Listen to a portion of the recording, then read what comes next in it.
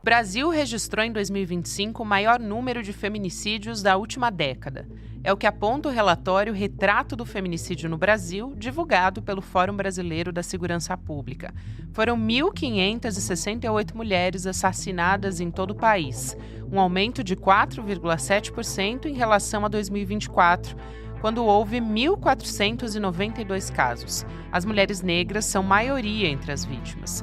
Do total de mulheres que perderam a vida em crimes de gênero, 62,6% eram negras. O levantamento ainda revela que metade dos crimes aconteceu em cidades pequenas, de até 100 mil habitantes, que concentram até 41% da população feminina do país. A taxa nessas localidades foi de 1,7 mortes por cada 100 mil habitantes. Na cidade de São Paulo, a mais populosa do Brasil, 1 em cada 5 mulheres vítimas de feminicídio tinha medida protetiva. A capital paulista também bateu recorde histórico de feminicídios. Em 2025, foram registradas 60 mortes, contra 49 em 2024, um aumento de mais de 22%. No estado, foram 270 ocorrências em 2025, o que representa, em média, uma mulher assassinada a cada 32 horas. Sexta-feira, 6 de março de 2026.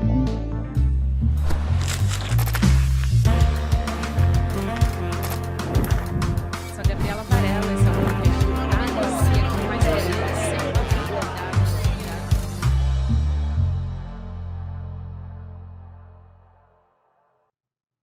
Olá, seja muito bem-vindo, seja muito bem-vinda. Eu sou a Gabriela Varela, tá começando o videocast em detalhes aqui no ICL. E aqui de segunda a sexta-feira, a gente sempre analisa uma temática, uma notícia importante do momento. Hoje a minha convidada é a professora, filósofa, artista visual, um currículo vasto aqui, não dá nem para citar tudo, mas também é minha companheira de CL e apesar disso nunca tinha vindo no Em Detalhes. É um prazer te receber, Márcia Tiburi, bem-vinda. Muito obrigada, Gabriela, é uma alegria estar aqui com você. Uma alegria também te receber, apesar de trazer notícias sempre muito tristes, assim, e que machucam, né, todas nós, mulheres. A gente tem visto muito essas manchetes diariamente. Só para citar caso bastante recente, teve esse no Rio de Janeiro, de um abuso sexual, um estupro coletivo de uma menina de 17 anos em Copacabana. Depois, pouco tempo antes, um desembargador que absolveu um homem de 35 anos de um estupro de vulnerável contra uma menina de 12. Depois ele voltou atrás por pressão e aí até foi submetido a denúncias de abuso sexual, ele próprio, desembargador. Enfim, todos os dias a gente vê notícias assim no noticiário, né? Sempre existiu. Por que a gente tem visto mais? Depois eu vou trazer até dados sobre feminicídio para a gente conversar também, segurança pública no centro do debate. Mas por que esses casos estão aparecendo mais, parece? Uhum. Então, Gabriela, eu acho que tem as duas coisas. De um lado, de fato, há mais notificação. As mulheres estão contando mais. Hoje mesmo eu estava avaliando com uma colega, professora de filosofia, como era no nosso passado. Nós, quando sofríamos assédios, nós não comentávamos isso, ficávamos com vergonha. Toda a questão que a Gisele Pelicot trouxe agora, né, da gente jogar a vergonha na mão de quem é algoz e não computar na vida das vítimas, né? Então, isso é uma questão. Então, as mulheres estão falando mais e isso se deve ao movimento feminista. Se deve ao fato de que as mulheres se sentem hoje mais unidas entre elas, mais capazes de falar porque estão mais protegidas umas pelas outras. E isso é mérito realmente da luta das mulheres, a luta do movimento feminista que abriu tantas outras lutas. Agora, tem um outro fenômeno que está acontecendo também. Eu acho realmente que tem um aumento. Porque isso a gente consegue ver pelas estatísticas, claro que de um lado, né, devem ser levadas muito a sério, e de outro, a gente vê também através do clima psíquico, do domínio do medo na vida das mulheres, do fato de que nós estamos sendo atacadas muito mais do que éramos. Assim, eu vejo por mim, já sou uma mulher de 55 anos, quase 56, e eu vejo como era no passado e como tem se tornado cada vez pior, mesmo para mim, que não sou, digamos assim, foco de um determinado tipo de violência, por exemplo, a violência sexual. Embora ela aconteça para todas as mulheres, eu não sou o foco preferencial disso, as mulheres mais jovens são mais foco disso, como a gente vê nas estatísticas. Só que, de fato, existe um clima psíquico que transita entre os homens, isso que as pessoas estão chamando de surto, de epidemia, faz sentido, não no aspecto, digamos, psicologizante dessa percepção, acho que surto e epidemia a gente pode usar como metáforas de uma questão antropológica, social e cultural que veio à tona, e também de uma questão que é econômica, porque nessa sociedade patriarcal, de repente, os homens se deram conta que o ódio às mulheres, a misoginia é um combustível valioso, é uma mercadoria realmente que traz dividendos, traz lucros, traz, enfim, é um território de interesse econômico desses homens, e a gente vê a fala, toda a discussão aí sobre a tal machosfera. O que é a machosfera? É um mercado em que os homens estão lucrando com o ódio que eles lançam sobre as mulheres. Então as mulheres são o alvo de um ódio e se capitalizam por aí. Se você lembrar, em 2016, o CEO do Google lá daquela época, ele disse: olha, o que mais dá dinheiro na internet hoje é atacar Dilma Rousseff. E por isso, naquela época, eu e outras feministas começamos a dizer uma coisa que era óbvia, né? O golpe não era só midiático, legislativo, judiciário. O golpe era misógino. Então a misoginia veio com força a partir daquela época, mas eu acho que as pessoas só estão tendo consciência disso hoje. Só para reforçar o que você está dizendo, eu tenho aqui os dados do Fórum Brasileiro da Segurança Pública sobre feminicídio. Então, o Brasil atingiu em 2025, no ano passado, o maior número de feminicídios da série histórica: 1.568 vítimas e uma média de 4 assassinatos por dia. Tem um conceito que você traz no seu livro, que está aqui na nossa mesa, inclusive, o Nifa Morta, que é o de ginecropolítica. Ou ginecropolítica, você vai poder me explicar melhor. Eu queria que você explicasse, também te perguntar se a ausência de investimento em políticas públicas, se a falta de orçamento para essas políticas que são preventivas para assassinato de mulheres, para proteção, você acredita que a gente está vivendo uma espécie de sentença de morte quando você deixa de investir? Porque dá para a gente dizer que isso também se torna uma política de Estado à medida que você deixa de investir? Então, certamente, a ação e a omissão, elas caminham juntas nesses processos. Você citou o caso do Tribunal Mineiro, em que homens absolveram um homem que estava estuprando uma menina de 12 anos, que era uma criança vulnerável, inclusive economicamente. E esses homens estavam unidos entre eles naquilo que, na gíria contemporânea, as pessoas estão chamando de broderagem, e que nada mais é do que socialização masculina, os homens num acordo, num contrato social entre eles, que é um contrato de gênero, no qual as mulheres são calculadas. E aí o meu conceito de ginecropolítica vai na linha do cálculo que o poder faz sobre o corpo das mulheres. E esse cálculo, ele é um cálculo que envolve a sexualidade das mulheres, a capacidade das mulheres de gerarem. Se a gente pensar, por exemplo, o que os homens fazem, e vamos pensar no nosso Congresso Nacional, sempre tentando caçar os direitos das mulheres e das meninas, por exemplo, em relação ao aborto. Então, é uma maneira de tentar administrar o corpo dessas mulheres, capturar o corpo dessas mulheres, dominar o corpo dessas mulheres, não permitindo que essas mulheres tenham ingerência e digamos assim, autogerenciamento mesmo, autoadministração e soberania, né, e autonomia sobre o seu próprio corpo. E tudo isso. Principalmente eleição, né, Márcia? Sempre volta. Ah, sim. Então, alijar as mulheres, alienar as mulheres, impedir as mulheres de estarem nos espaços de poder, inclusive no espaço de poder que é o seu próprio corpo. Então, os homens fazem isso, né? E a gente tem estatísticas cada vez piores, porque, sem dúvida, o patriarcado está em crise devido ao avanço dos direitos humanos, e os direitos das mulheres são também direitos humanos. É uma coisa que é bom a gente lembrar, porque as mulheres não são tratadas como seres humanos nessa sociedade patriarcal. Claro, e aí a gente está falando de homens que chegam a essas vias de fato. Então, tem um nexo aí que a gente tem que fazer sempre entre misoginia e feminicídio. Toda a ordem do sistema. É o sistema patriarcal, que é um sistema de produção simbólica, de produção linguística, um sistema que vai produzindo uma maneira de pensar, uma maneira de agir, uma maneira de falar, uma maneira de tratar esses corpos femininos que serão calculados. Esse é a minha questão central desse livro da Ninfa Morta, né? Uma história do ódio às mulheres. É isso, o cálculo que esse poder patriarcal faz sobre o corpo das mulheres. O cálculo que o Epstein, junto com o Trump, fazia sobre os corpos daquelas meninas. O cálculo que qualquer pedófilo faz sobre o corpo do vulnerável. Porque esses caras, como é que eles calculam? E aí, quando a gente está falando de cálculo, é cálculo como razão. Esses caras, eles calculam, sim, quem que eles podem atacar.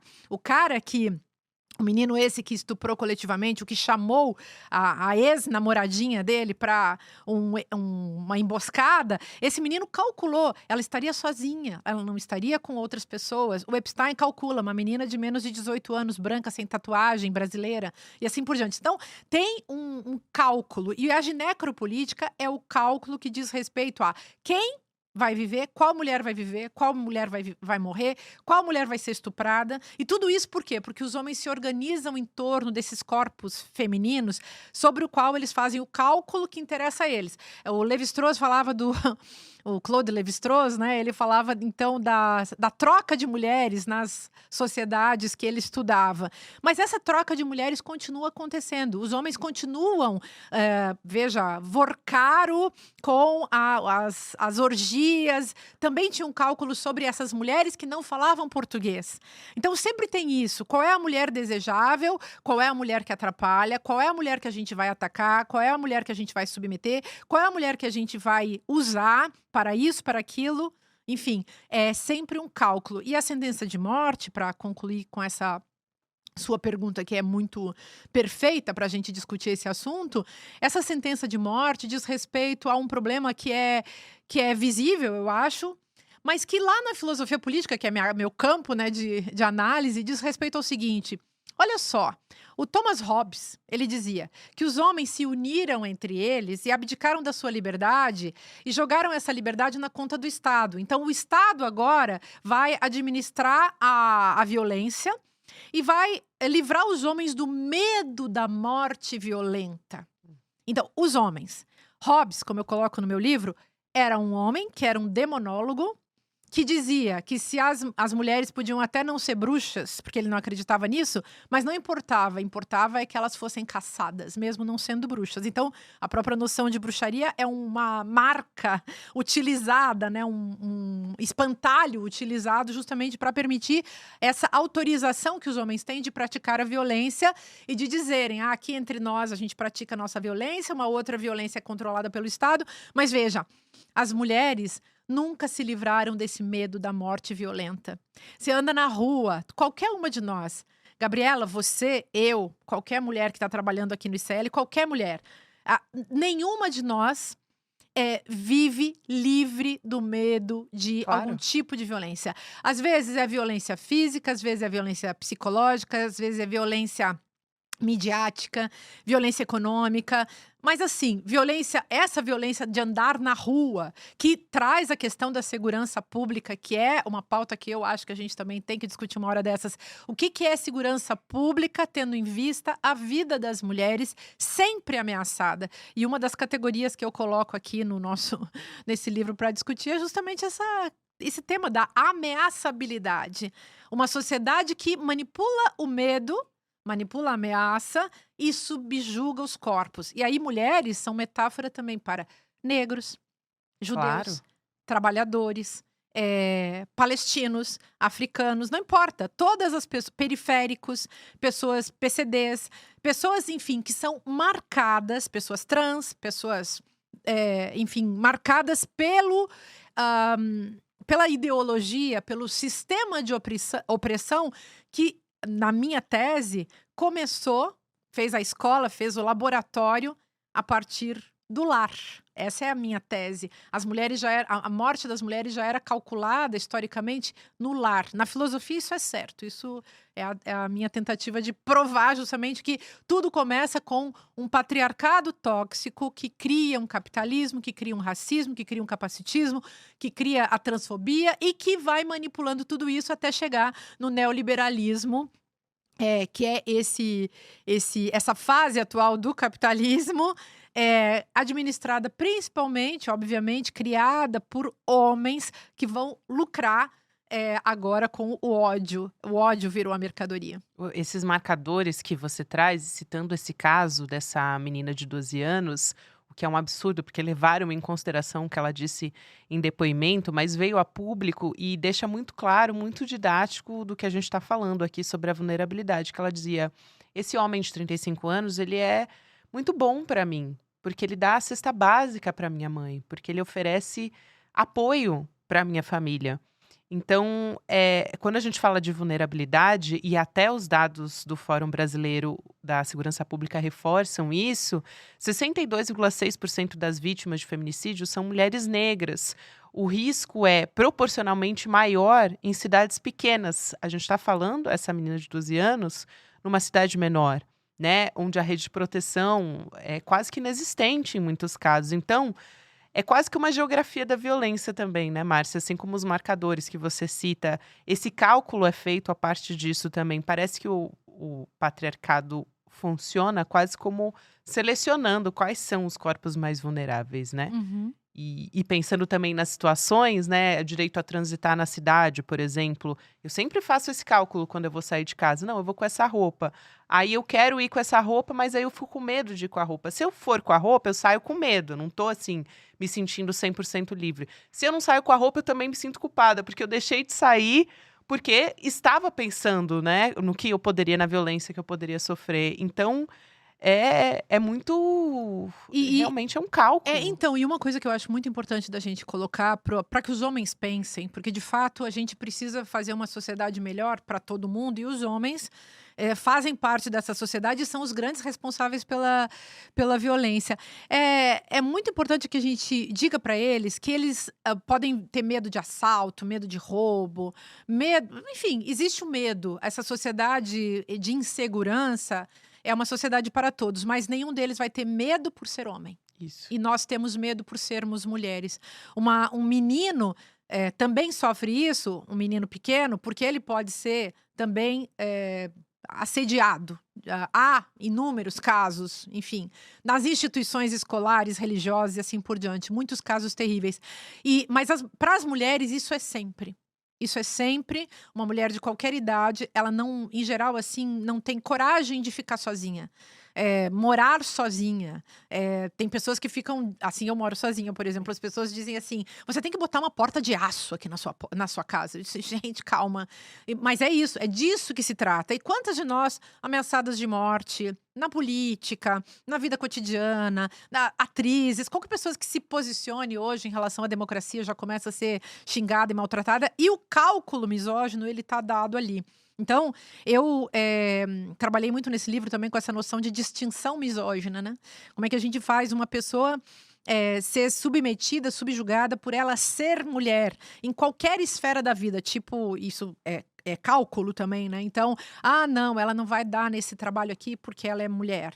Ela é menos inteligente, menos competente para isso ou para aquilo porque ela é mulher. Isso também faz parte de uma cultura misógina que, no extremo, leva à eliminação dessa mulher. Primeiro você elimina ela dos postos de trabalho, elimina ela antigamente, né? Elimina ela da vida social. Se a gente vai procurar a biografia dessas mulheres incríveis, a primeira mulher do Einstein, né? Ela é eliminada da cena científica. Para dar um exemplo, são inúmeros exemplos, mas uma mulher que é eliminada da vida social, da vida do trabalho, da vida corporativa, da vida da política, da vida midiática. E quanto mais velha a gente vai ficando, pior vai ficando, porque o seu capital como plástico, justamente nessa sociedade que calcula sobre a aparência das mulheres, isso também começa a entrar na conta, né? E você começa a ver que você já não existe mais. Então, ah, até a eliminação física. Na época da caça às bruxas, que eu citei aqui, os homens. Bastava um homem dizer: minha mulher anda falando com o demônio, ela é uma bruxa. Pronto. Bota na fogueira, elimina aquela mulher, ele pode casar com uma 20, 30 anos mais nova. Essa mulher que é problema, essa mulher que é problema, né? Entre aspas, é fácil de eliminar. E hoje o movimento está muito mais direto, muito mais extremista, no sentido de que realmente os homens vão lá e porque ela não quis namorar comigo, eu vou lá, esfaqueio até a morte, arranco as pernas, faço coisas. Os homens fazem isso. E eles estão fazendo isso por quê? Porque eles estão autorizados uns pelos outros e eles estão também nos cargos de decisão, nos cargos legislativos, executivos, judiciários, e estão aí também liberados na esfera digital, Isso. nas redes sociais, estão aí liberados. Por isso a gente precisa realmente criminalizar a misoginia. Para mim, isso é o mais urgente. Isso é muito importante, porque eu tenho visto um movimento também muito forte para essa discussão, pelo menos para esse debate ser colocado. Tem projeto de lei já que está circulando para criminalizar movimentos tipo Red Pill, incels, e também cortar a monetização desses conteúdos, porque como você já explicou no começo da nossa conversa, isso gera lucro para esses homens, né? Então, primeiro, como é que a misoginia caminhou para então se tornar um produto, né, lucrativo nesse mercado? Quando a gente está falando de redes sociais, então isso potencializou de uma maneira muito forte. E se você acredita que a punição legal, junto com o asfixiamento financeiro, seria um primeiro passo, se é um caminho, se é suficiente para começar a desestruturar esses grupos, né? Certamente. Esses homens estão se estimulando financeiramente entre eles. É uma maneira fácil de ganhar dinheiro. O discurso de ódio, ele entrou com toda a força no Brasil e em vários países do mundo, a partir do projeto de internacionalização da extrema-direita, que tem origem com a primeira candidatura do Trump e os seus publicitários ali, os seus marqueteiros, Steve Bannon e outras figuras desse tipo. Isso foi um projeto. Assim como você pode fazer um projeto publicitário de vender uma marca determinada, Coca-Cola ou ICL, você pode também vender discurso de ódio. Foi isso que foi feito para fortalecer também um projeto político em vários países, inclusive no Brasil. Isso foi muito importante. O Brasil foi laboratório disso e foi um país muito importante e continua sendo importante. Nesse ano, essa disputa vai voltar. Mas então, o discurso de ódio, o ódio em si, o ódio contra minorias, o ódio contra os comunistas imaginários, o ódio contra os negros, o ódio contra os indígenas, o ódio contra os pobres, não importa. A aporofobia, né? Então, o ódio contra o sujeito que é usuário de drogas e mora na rua, esse tipo de coisa, ódio. Então, isso contou muito na época da fascistização do Brasil e esse ódio de agora é um ódio muito lucrativo na época, então, em que a gente está vivendo uma democracia. Mas as mulheres estão desprotegidas. Veja, a misoginia não é crime. A transfobia, o racismo, a lesbofobia, a homofobia são crimes.